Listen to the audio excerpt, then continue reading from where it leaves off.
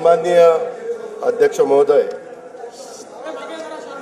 आपल्या सर्वांचं आराध्य दैवत युगपुरुष छत्रपती शिवाजी महाराज, स्वराज्य रक्षक छत्रपती संभाजी महाराज, स्वराज्य जननी जिजाऊ माँसाहेब, छत्रपती राजर्षी शाहू महाराज, क्रांतीसूर्य महात्मा ज्योतिराव फुले, महामानव भारतरत्न डॉक्टर बाबासाहेब आंबेडकर, राजमाता पुण्यश्लोक अहिल्यादेवी होळकर, क्रांतीज्योती सावित्रीबाई फुले, साहित्यरत्न लोकशाहीर अण्णाभाऊ साठे या महामानवांना मी वंदन करतो।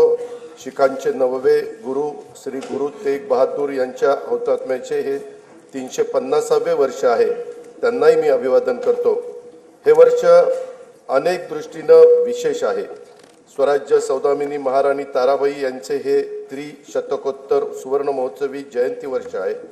पुण्यश्लोक अहिल्यादेवी होळकर यांचे त्रिशताब्दी जन्म वर्ष आहे।